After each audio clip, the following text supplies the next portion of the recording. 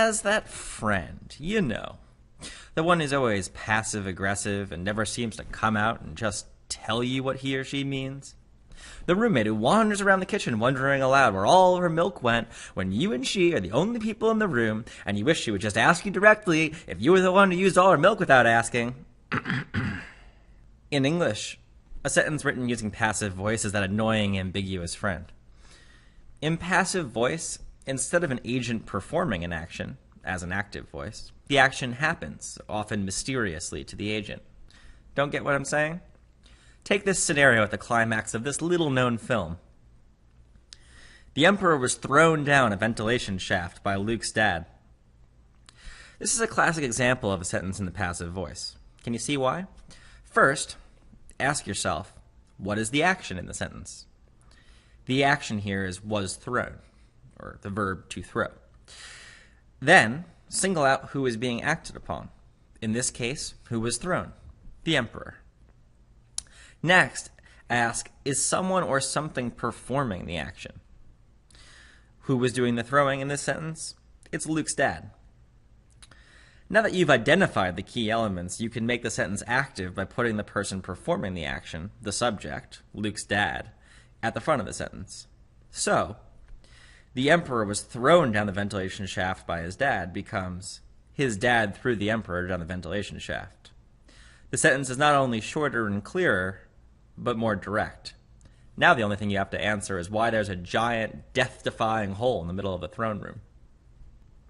Why active, not passive? At some point in your schooling, a teacher or three probably told you that passive voice was wrong, and that active voice was good. This is not entirely true, but for reasons of style and clarity, active voice is often preferable to passive voice. It makes sentences more immediate and engaging. Despite this, many people often write passively by default, as it feels more natural or academic to them. There's a good reason for this. Many scholars aren't very good writers, even if they are, say, brilliant thinkers.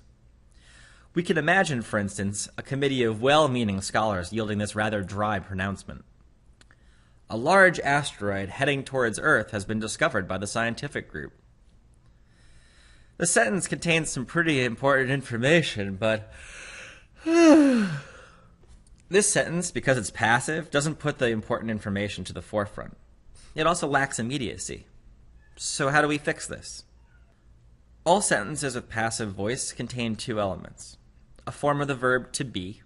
Those are is, are, am, was, were, has been, have been, had been, will have been, and being.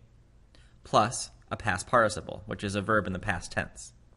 So in the asteroid example, the to be verb there is has been, and the past participle is discovered. The direct object there, what has been found, is the asteroid. Hence, the sentence is in passive voice. Note, sentences without a direct object, that's the agent that the subject and verb affect, are never in passive voice. Another simpler clue in this sentence that it's in passive voice is the preposition by. If you see by, there's a strong chance that the sentence is in passive voice.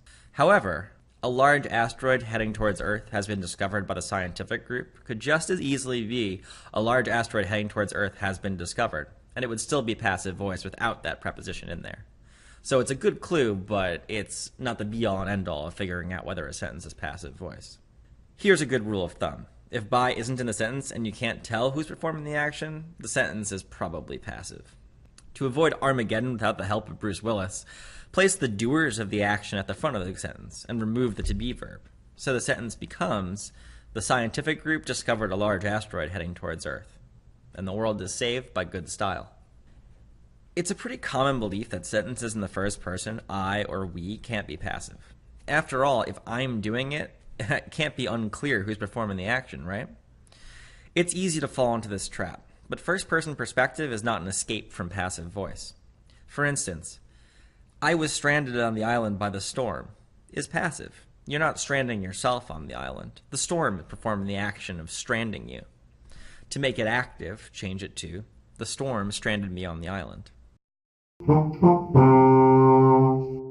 To identify whether a sentence is in passive or active voice, first ask yourself, 1. what is the action of the sentence? And then 2, who or what is performing the action? Next, see if the preposition by is in the sentence and where. And then, look for a to be verb and a past participle pairing.